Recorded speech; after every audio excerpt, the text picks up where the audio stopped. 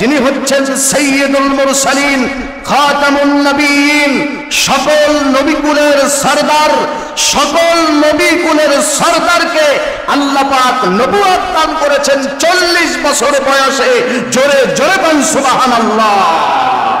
এর দ্বারাই প্রতীয়মান হয় ছোট বয়সে, ছোট বয়সে প্রিয় ভাইয়েরা আমার, সকল বিষয়গুলো আল্লাহ সুবহানাহু ওয়া তাআলা দান করেন না। একজনকে ম্যাচিউর, পরিপূর্ণ, পূর্ণ বয়স না হলে আল্লাহ দেয় না। প্রিয় ভাইয়েরা আমার, এজন্য শান্ত হওয়া দরকার। আমাদের কথার মধ্যে অনেকের এলোমেলো হয়, উল্টাপাল্টা হয়। প্রিয় ভাইয়েরা আমার, 2 জন মাদানি আছে আমাদের দেশে। কয়জন? 2 জন। আরো অনেক মাদানি আছে, তারা হলো মদিনা ইউনিভার্সিটিতে পড়েছে, আসল মাদানি। আর 2 জন মাদানি এমনি মাদানি। আমি বলবো না নকল মাদানি, এটা আমি বলবো না, এমনি মাদানি আর কি, এমনি মদিনা পড়ে নাই, মাদানি নিসাব হয়তো পড়েছে। একজনকে জিজ্ঞেস করা হয়েছিল আপনার নাম মাদানি কেন? উনি বলে আমি মাদানি নিসাব পড়েছি, এই জন্য আমার নাম মাদানি। প্রিয় ভাইয়ের আমার, এটা নয়। তো 2 মাদানি ছোট বয়সে, 2 মাদানি কি ছোট। এই ছোট্ট মাদানি কিছু কথা এমন বলেছে, ইতিপূর্বেও বলেছে, এখনো বলতেছে। প্রিয় ভাইয়েরা আমার, নো বাড়াবাড়ি, নো ছাড়াছাড়ি। কোনো বাড়াবাড়িও নাই, কোনো ছাড়াছাড়িও নাই। এই বাড়াবাড়ি ছাড়াছাড়ির মধ্যে ওলামায়ে কেরামও জড়িত হয়ে আছে। আছে না নাই? আরো জোরে বলেন, আছে না নাই? আছে, আছে। ওলামায়ে কেরামও এই বাড়াবাড়ি ছাড়াছাড়ির মধ্যে লিপ্ত আছে। মুহতারাম ভাইরা আমার, ওলামায়ে কেরাম হচ্ছে জাতির রাহবার, শ্রেষ্ঠ সন্তান। আল্লাহ রাসূল বলেন, আল উলামা ওয়ারাসাতুল আম্বিয়া।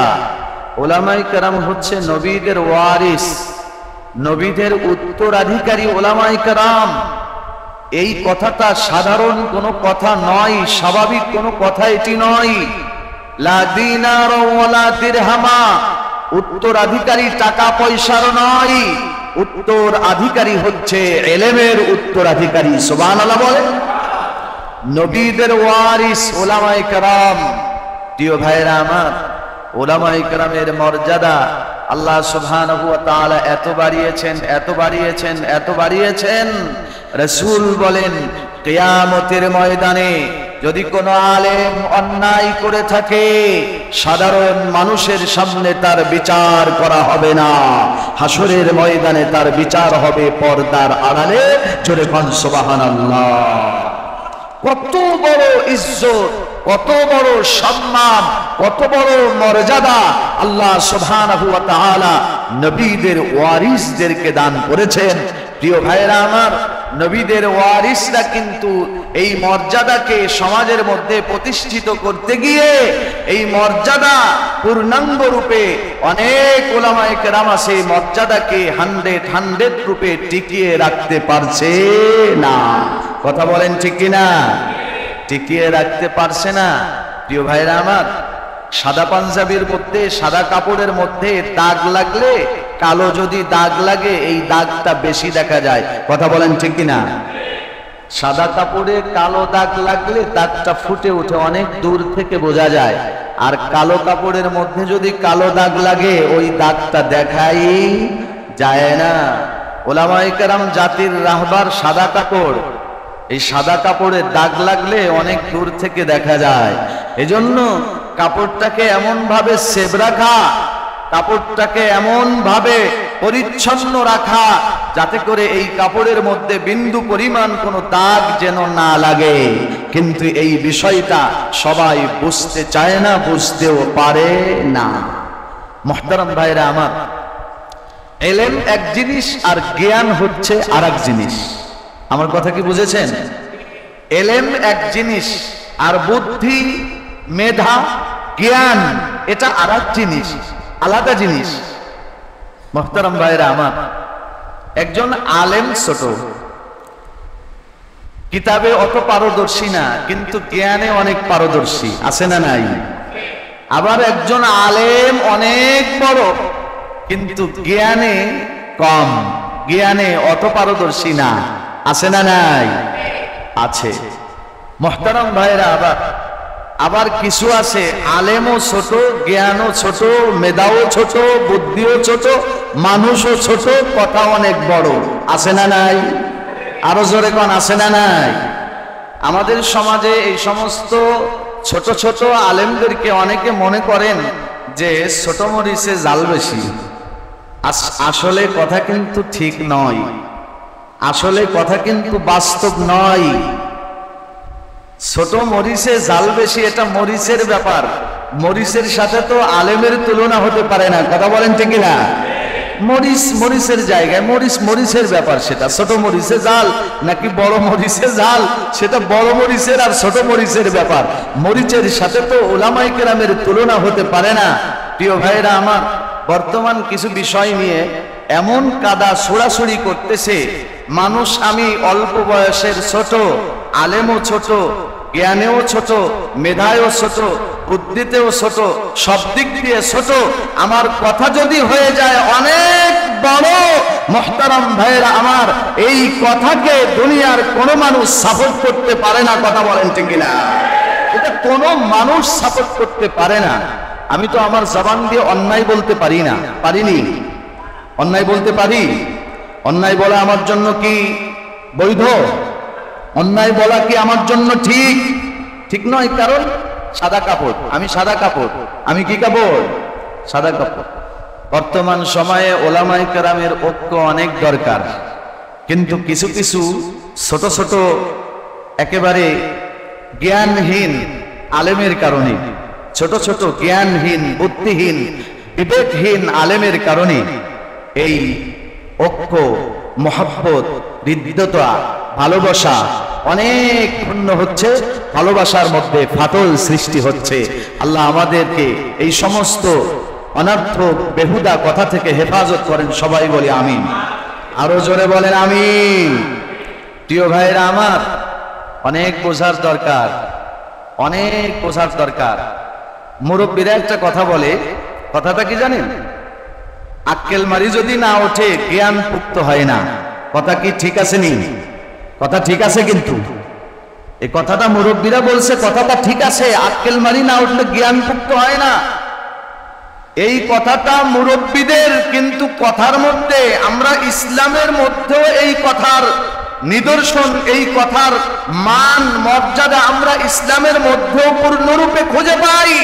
তার কারণ হলো, এই কথা যদি পূর্ণভাবে পুঙ্খানুপুঙ্খভাবে না হতো, যিনি হচ্ছেন সাইয়্যিদুল মুরসালিন, খাতামুন নবিয়্যিন, সকল নবীকুলের সরদার, সকল নবীকুলের সরদারকে আল্লাহ পাক নবুয়ত দান করেছেন 40 বছর বয়সে। জোরে জোরে বলেন সুবহানাল্লাহ।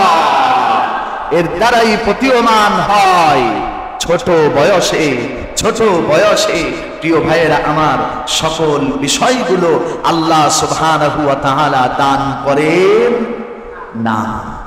একজনকে ম্যাচিউর, পরিপূর্ণ, পূর্ণ বয়স না হলে আল্লাহ দেয় না।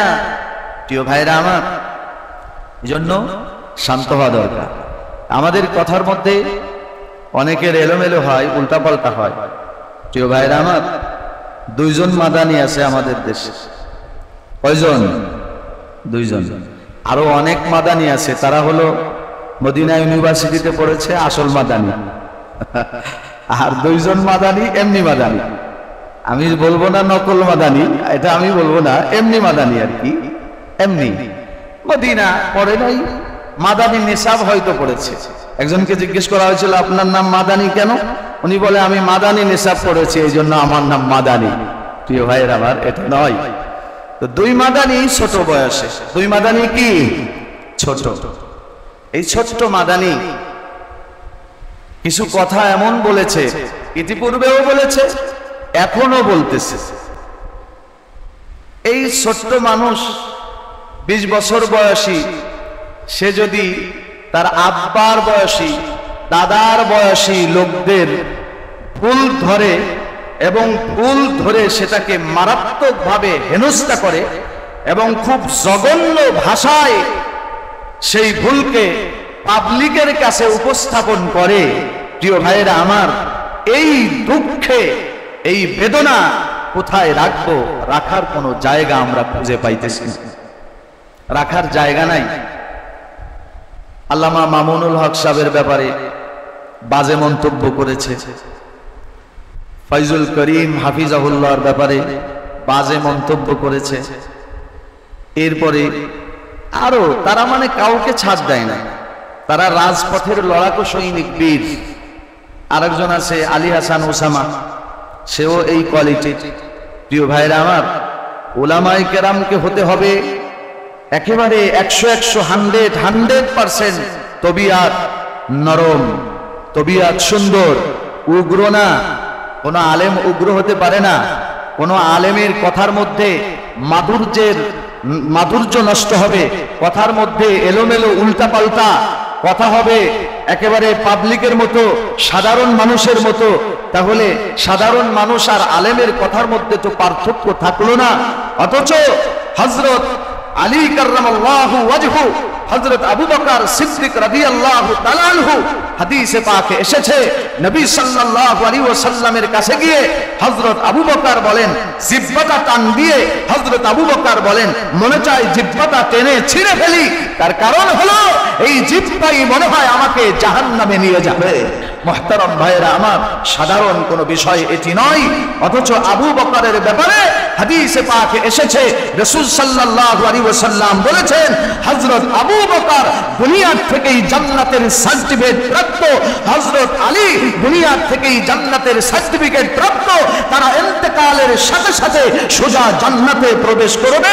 হযরত আবু বকর ওমর সহকারে 10 জন সাহাবীর কোনো হিসাব হবে না, বিনা হিসাবে তারা জান্নাতে যাবে।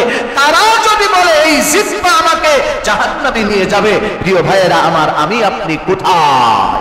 আমার আপনার স্থানটা কোথায়? আমার জবান এত নোংরা কেন? আমার জবান এত খারাপ হবে কেন? আমি তো আলেম, আমাকে তো মানুষ আলেম বলে শ্রদ্ধা করে, মানুষ তো আমাকে আলেম বলে ইজ্জত করে, মানুষ আমাকে আলেম বলে সালাম করে, মানুষ আমাকে আলেম বলে চেয়ার ছেড়ে দেয়, মানুষ আমাকে আলেম বলে বুকে জড়িয়ে নেয়, মানুষ আমাকে আলেম বলে কপালের মধ্যে চুমা লাগায়। আমি কেন মানুষের কাছে অন্যায় কথা বলে, আমার জবান খারাপ করে মানুষের কাছে নিম্ন শ্রেণীর, নিকৃষ্ট শ্রেণীর হব? নিঃসন্দেহে বোঝা গেল আমার বয়স মুক্ত হয় নাই, আমার আক্কাল বাড়ি ওঠে নাই। যদি বয়স মুক্ত হতো, আর যদি আক্কাল বাড়ি হতো, এলেমের সাথে সাথে আমার পূর্ণাঙ্গ রূপে হেলেমও বেড়ে যেত। আওয়াজ দিয়ে বলেন ঠিক কিনা? এলেমের সাথে সাথে হেলেম বাড়ে নাই, তার মানে আক্কেল মারি ওঠে নাই, বয়স হয় নাই। তুমি যে লেভেলে কথা বলবা সেই লেভেলে, তুমি যেই মানের কথা বলবা সেই মানের। প্রিয় ভাইরা আমার, উদাহরণ দিয়ে বলতে হয়, ছেলে যতই যোগ্য হোক, বাপের কিন্তু বিচার করতে পারে না। কথা বলেন ঠিক কিনা? বাপের বিচার কিন্তু ছেলে করতে পারে না। ছেলে যতই যোগ্য হোক, বাপের বিচার করবে দাদা, বাপের বিচার করবে বড় চাচা। কথা বলেন ঠিক কিনা? বাপের বিচার ছেলে করে না, বাপের বিচার ছেলেদের করতে হয় না। বাপের বিচার যদি ছেলে করে, ওই ছেলে নিঃসন্দেহে ওই ছেলে সুসন্তান হতে পারে না, ওই ছেলে কুসন্তান হবে। কথা বলেন ঠিক কিনা? সুসন্তান কোনোদিন বাপের বিচার করে না। বোঝার দরকার। জবানকে সংযত করো, আল্লাহ তাআলা রহমত নাজিল করবে। সবাই বলি আমিন। জবানকে সংযত করো, আর ইতিপূর্বে যেই অন্যায় করেছে এই ভুলের জন্য জাতির কাছে ক্ষমা চাও, আল্লাহর কাছে কাঁদো। যদি তাই না হয়, জাতি ক্ষমা করবে না, আল্লাহও ক্ষমা করবে না। প্রিয় ভাইয়েরা আমার, অসংখ্য আলেম কিন্তু জাহান্নামে যাবে। যাবে কিনা? অসংখ্য আলেম জাহান্নামে যাবে। সহিহ বুখারীর হাদিস, অসংখ্য আলেম জাহান্নামে যাবে। ঠিকানা জাহান্নাম বানিও না, ঠিকানাকে জাহান্নাম বানিও না। আল্লাহ তাআলা বোঝার তৌফিক এনায়েত ফরমান। সবাই বলি আমিন। তো রাসূলের আদর্শ থেকে আমরা নিজেরাই তো আদর্শবান হতে পারতেছি না, অন্যকে কি আদর্শবান বানাবো? কথা বলেন ঠিক কিনা? রাসূলের সুন্নাহ থেকে নিজেই তো আমল করে পারতেছি না, অন্যকে কেমনে কি বোঝাবো? অন্যকে কি আমল শেখাবো? নিজেই তো পারি না।